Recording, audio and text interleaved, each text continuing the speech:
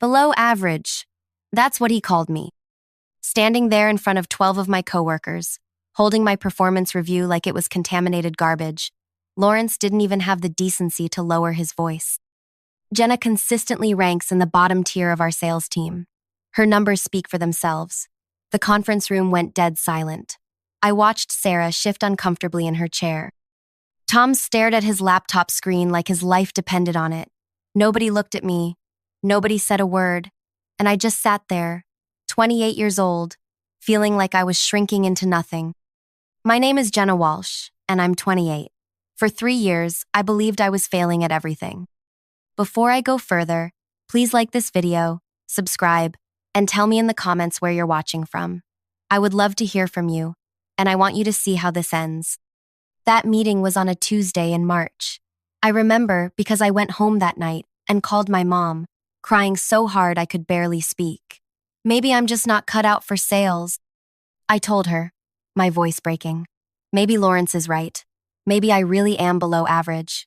She tried to comfort me, but what could she say? The numbers don't lie, right?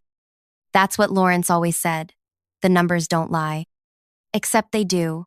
They lie when someone is stealing them. But I'm getting ahead of myself. Let me take you back to where this all started, because the betrayal didn't begin that Tuesday. It had been building for 3 years, one stolen commission at a time. I started at Pinnacle Solutions fresh out of college, hungry and determined.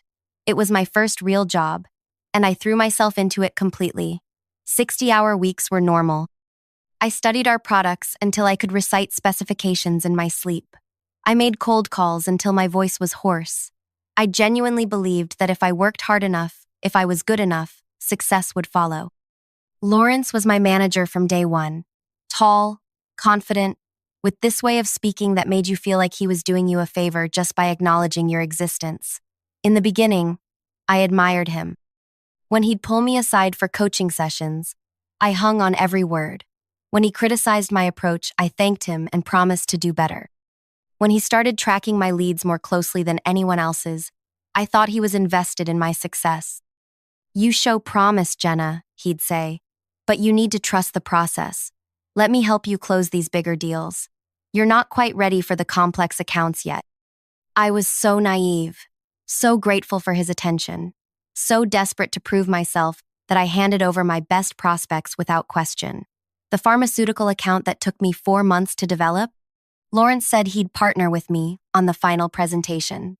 The manufacturing company that specifically requested to work with me after a trade show, he convinced me I needed his experience to seal the deal properly. Every time, the commission structure got murky. We'll split this one since I did the closing presentation. This needs to be under my name because of the account size. But don't worry, I'll make sure you get credit. The client signed with the company, not with you specifically, so it goes to the senior rep. I believed him. God, I actually believed him. The first performance review was devastating but not surprising. I'd helped develop major accounts, but somehow my individual numbers looked pathetic on paper. Lawrence sat across from me, his expression a perfect mix of disappointment and fake concern. I have to be honest, Jenna. Your performance has been below expectations.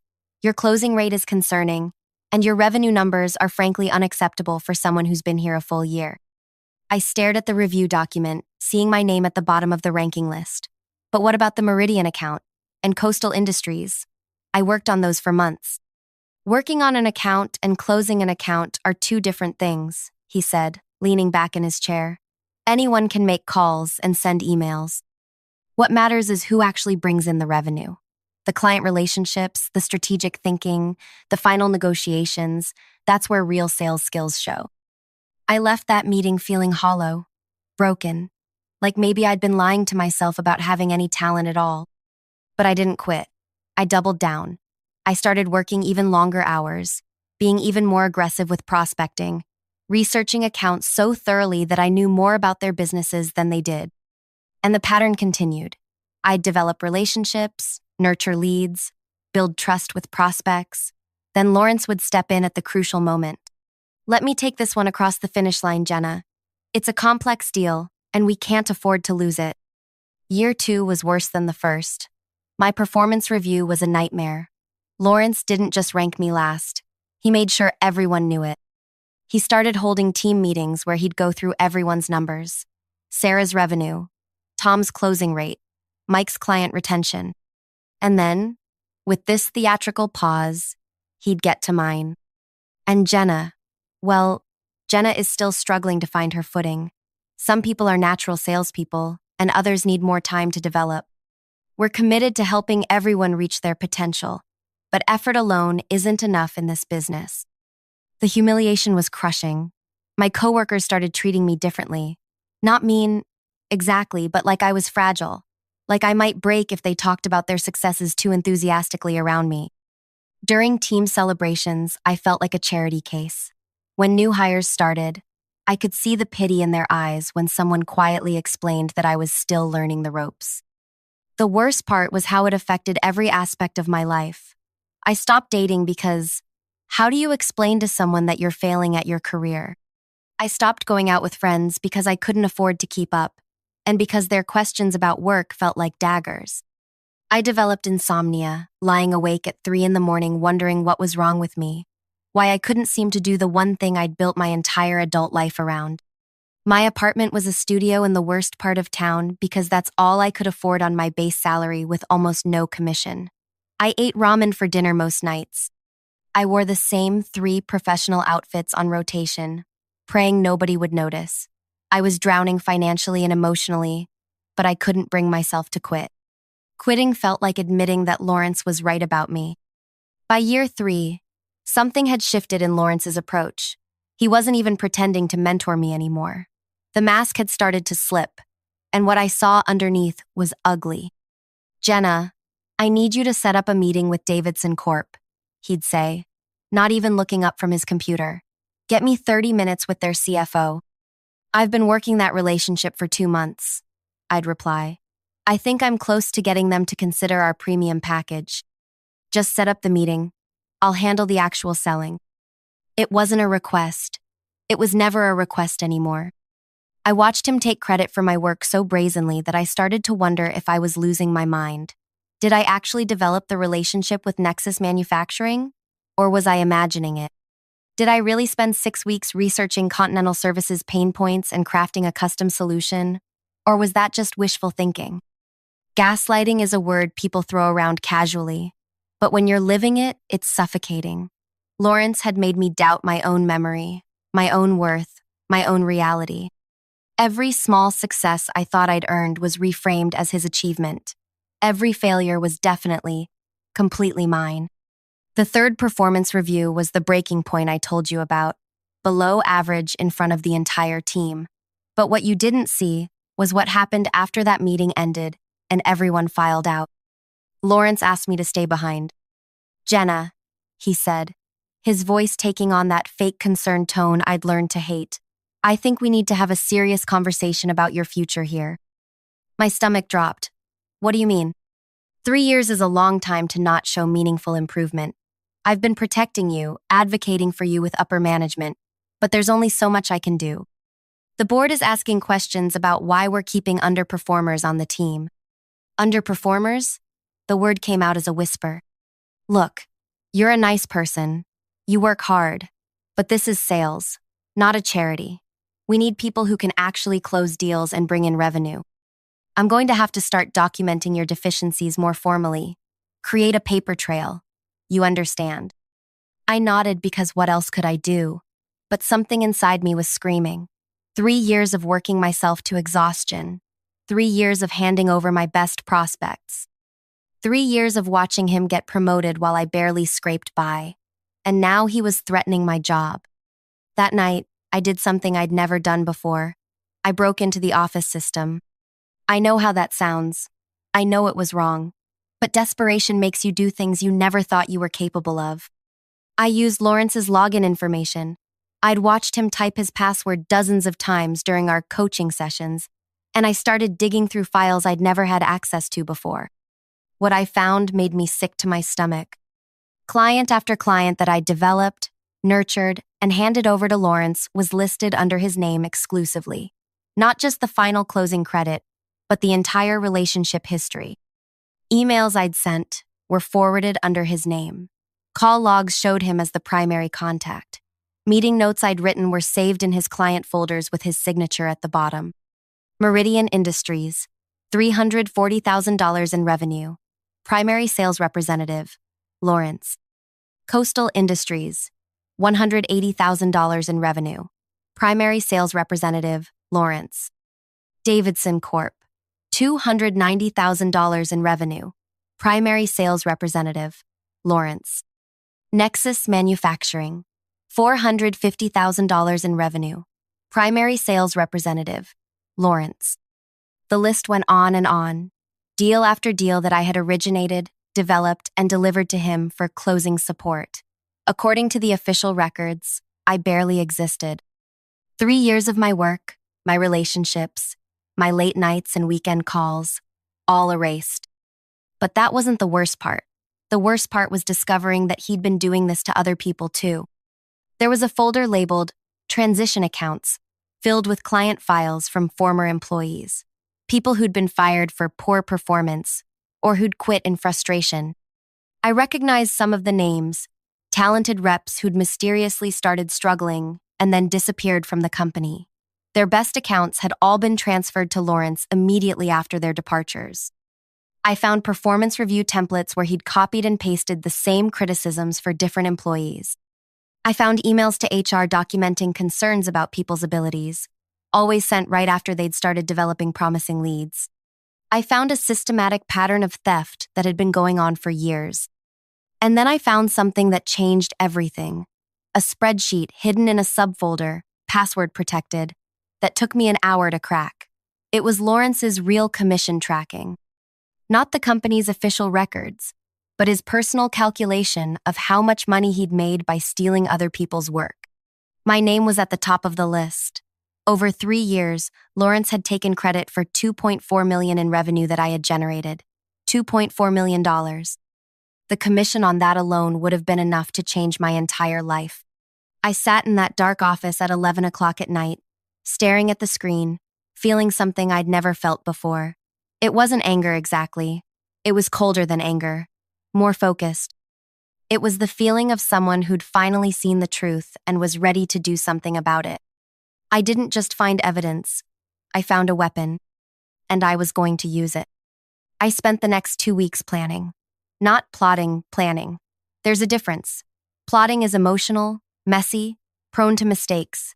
Planning is systematic, cold, strategic. Everything Lawrence had taught me about sales, I was about to use against him. First, I needed copies of everything. Not just screenshots that could be dismissed as fake, but official records with timestamps and metadata intact. I worked late every night that week, systematically downloading files, cross-referencing client communications, building an ironclad case. Every email where I'd introduced myself to a prospect. Every call log showing my number. Every meeting invite I'd sent. Every contract I'd drafted. The beautiful thing about digital records is that they never really disappear. Even when Lawrence had reassigned accounts to himself, the original client intake forms still had my name. The initial contact reports still showed my research. The IP addresses on prospect communications still traced back to my computer. But evidence wasn't enough. I needed the right audience. The company's organizational structure was key to everything. Lawrence reported to Regional Director Jennifer Park, who reported to VP of Sales David Chen, who reported to the Board of Directors. The board met monthly to review departmental performance, and their next meeting was scheduled for the first Thursday of the month. I knew this because I'd been the one preparing Lawrence's reports for those meetings for the past year. Another learning opportunity he'd given me. It'll help you understand the bigger picture, he'd said. What it actually did was give me access to executive communications and board meeting schedules. During this time, Lawrence was getting bolder. Maybe he sensed I was beaten down enough that I wouldn't fight back anymore. Maybe he thought 3 years of systematic abuse had broken my spirit completely. He started taking credit for my work in real time, not even waiting for deals to close. "Great job on the Morrison Industries presentation yesterday," Jennifer said to me after a team meeting.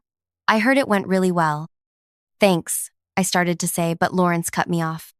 "The presentation was solid. but we're still working on Jenna's closing techniques. I'm going to take the lead on the follow-up to make sure we don't lose momentum." Jennifer nodded approvingly. "Good thinking. It's a significant potential account." I wanted to scream. Morrison Industries had called me directly after seeing my work at a trade show. I'd spent weeks understanding their needs, crafting a custom solution, researching their competition. The presentation wasn't just solid, it was brilliant. And now Lawrence was positioning himself to swoop in for the signature and the commission. But instead of screaming, I smiled. "That sounds perfect. I'll send you all my notes and research." Because I had a better plan. The board meeting was scheduled for 10 a.m. on Thursday. Lawrence would be presenting departmental performance rankings, including his annual recommendation for team restructuring. I'd helped him prepare slides showing everyone's numbers, with mine predictably at the bottom and his at the top. What Lawrence didn't know was that I'd also prepared my own presentation. Wednesday night, I stayed late again. This time, not to steal information, but to deliver it. I printed out everything. Client files, email chains, revenue reports, Lawrence's hidden spreadsheets. 3 years of evidence, organized chronologically, with clear annotations showing the pattern of theft. I made 7 copies, 1 for each board member, plus extras. Then I wrote a letter. Not an emotional rant, but a professional summary of my findings. I'd learned to write like Lawrence over the years, corporate and precise. The irony wasn't lost on me. "Dear board members," it began, "I am writing to provide you with documented evidence of systematic revenue, misattribution, and employee exploitation within our sales department. The attached materials demonstrate a pattern of fraudulent reporting that has resulted in the misallocation of over $4.2 million in commission payments over the past 5 years. $4.2 million. That was the total I'd calculated for all the employees Lawrence had victimized, not just me. I'd cross-referenced the transition accounts folder with HR records of departed employees, reconstructing the theft that had been happening long before I arrived. I didn't send the letter electronically. Email can be intercepted, deleted, or ignored. Instead, I hand-delivered sealed envelopes to each board member's office at 7 a.m. Thursday morning. Their assistants confirmed receipt. There was no taking it back. Then I went to work like nothing had happened. The board meeting was scheduled to start at 10. Lawrence spent the morning reviewing his presentation, completely oblivious to what was coming. He even asked me to grab him a coffee. "Make it strong," he said without looking up from his laptop. "Big presentation today. Going to talk about restructuring the team for better performance." I knew exactly what that meant. He was going to recommend firing me. Probably Sarah too, since her numbers had been declining after he'd started taking her leads as well. Clear out the underperformers to make room for fresh victims. "Sure thing," I said, and brought him the coffee with a smile. At 9:45, Lawrence headed upstairs to the executive conference room with his laptop bag and his smug confidence. I waited exactly 10 minutes, then followed. The executive floor was different from our sales floor. Quieter, more expensive furniture, floor-to-ceiling windows that made everything feel important. I'd only been up there a handful of times, always trailing behind Lawrence for meetings where I was introduced as one of our developing reps. I walked past the conference room and saw through the glass walls that Lawrence had already started his presentation. He was standing at the head of the table, his slides projected on the big screen, looking completely in control. The board members were seated around the polished table, my envelopes stacked in front of each of them, still sealed. I found an empty office across the hall where I could see into the conference room without being seen, and I waited. For the first 20 minutes, everything went according to Lawrence's plan. I watched him gesture confidently at his slides, saw the board members nodding along as he presented his version of our team's performance. He showed the revenue rankings with his name at the top and mine at the bottom. He talked about the need to optimize team composition and focus resources on high performers. Jennifer Park was taking notes. David Chen was asking questions about retention strategies. Everything was proceeding exactly as Lawrence expected. Then board chair Patricia Williams opened her envelope. I couldn't hear what she was saying, but I could see her expression change as she read my letter. She flipped through the attached documents, her eyebrows rising. She leaned over to whisper something to the member next to her, who immediately opened his own envelope. Lawrence kept presenting, completely unaware that the ground was shifting beneath him. He was in the middle of explaining his mentorship approach with struggling team members when Patricia held up her hand. I watched Lawrence pause mid-sentence, his confident expression flickering slightly. Patricia said something and gestured to the documents in front of her. Lawrence nodded, probably thinking she had a question about one of his slides. Then she said something else, and Lawrence's face went white. The other board members had opened their envelopes now. I could see them comparing documents, cross-referencing my evidence with Lawrence's presentation. Someone asked him a direct question. I could tell by the way they were all looking at him expectantly. Lawrence's mouth moved, but I could see the confidence draining from his posture. His shoulders tensed. His hands gestured more frantically. This wasn't going the way he'd planned. Patricia stood up and walked to the door of the conference room. For a moment, I thought she might be ending the meeting, but instead she opened the door and looked down the hallway. Directly at me. "Ms. Walsh," she called out, and her voice carried clearly in the quiet hallway. "Could you please join us?" My heart hammered against my ribs as I walked into that conference room. 7 board members sitting around the table, stacks of evidence in front of each of them, and Lawrence standing frozen at the head of the table like a deer in headlights. "Please have a seat," Patricia said, gesturing to an empty chair. I sat down directly across from Lawrence. For the first time in 3 years, I had the higher ground. "Ms. Walsh," Patricia continued, "we've just been reviewing some very interesting documentation. Before we proceed, we'd like to verify some details with you. Are you familiar with the Meridian Industries account?" "Yes," I said, keeping my voice steady. "I developed that relationship starting in February of last year. Initial contact through a trade show, followed by 6 weeks of needs, assessment, and solution development." "And who was the primary point of contact for that client?" "I was. I have all the original emails and call logs if you need to see them."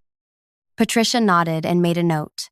"According to our official records, that account is credited to Mr. Lawrence. Can you explain that discrepancy?" I looked directly at Lawrence. He was staring at me with an expression I'd never seen before. Not anger, not disappointment, but something closer to panic. Lawrence asked me to let him handle the final presentation to ensure we closed the deal successfully. He said it would be better for the company if someone with more experience took the lead on such an important account. "I see. And the commission structure for that arrangement?" "I was told I would receive appropriate recognition for my contribution, but the official commission went to Lawrence as the closing rep." One of the other board members leaned forward. "Ms. Walsh, according to the documentation you've provided, this pattern occurred with multiple accounts over a 3-year period. Is that correct?" "Yes, sir." "Can you estimate the total revenue involved?" I had the number memorized. For my account specifically, approximately 2.4 million, but based on the files I found, the pattern extends to other former employees as well. The total is closer to 4.2 million over 5 years. The room went completely silent. Lawrence was gripping the back of his chair so tightly his knuckles were white. Patricia looked at him. "Mr. Lawrence, these are serious allegations. Would you like to respond?" Lawrence opened his mouth, closed it, opened it again. When he finally spoke, his voice came out hoarse. There's been a misunderstanding. Jenna is a junior rep. She needed guidance on complex accounts. I was mentoring her, helping her develop professionally. The commission structure reflects the reality of who actually closed these deals." "I see," Patricia said. "And can you explain why Ms. Walsh's contributions were completely omitted from the official client records? Why her initial contact reports, research, and meeting notes were reassigned under your name?" Lawrence's face was sweating now. That's standard practice for account management. When a senior rep takes over an account, we consolidate the records for clarity." "Mr. Lawrence," another board member interjected, "we've also been reviewing your personnel files. Over the past 5 years, 7 sales representatives have left the company citing performance concerns. In each case, their most promising accounts were immediately reassigned to you. Would you characterize this as coincidence?" "People leave for various reasons," Lawrence said, but his voice was shaking now. Underperforming reps often blame external factors rather than accepting responsibility for their results. Underperforming, Patricia repeated slowly. She looked down at the documents in front of her. Miss Walsh, according to these records, your actual revenue generation would rank you where on our sales team? I'd calculated this number so many times it was burned into my brain. First, by a significant margin. And your current official ranking? Last. The silence that followed was devastating. 7 of the most powerful people in the company staring at the man who had built his career on lies. Lawrence looked like he was going to be sick. Mr. Lawrence, Patricia said finally, I think we need to take a break from this presentation. Please return to your office and make yourself available for further questioning. Ms. Walsh, please remain here. We have more questions for you. Lawrence gathered his laptop with hands that were visibly shaking. As he walked toward the door, he had to pass right behind my chair. For just a moment, he paused. You have no idea what you've just done, he whispered, so quietly only I could hear. I turned to look at him directly. Yes, I do, I whispered back. I just told the truth. The investigation took 6 weeks.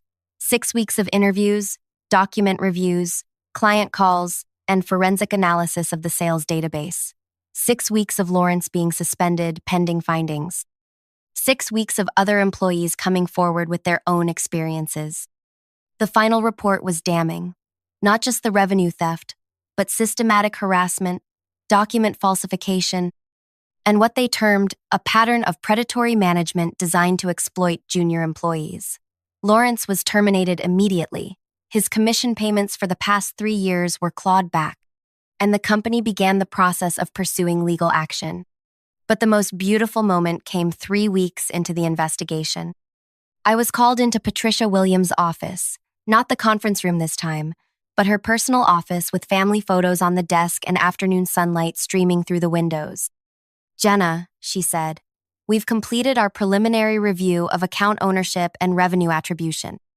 We'll be issuing you a check for back commissions in the amount of $180,000.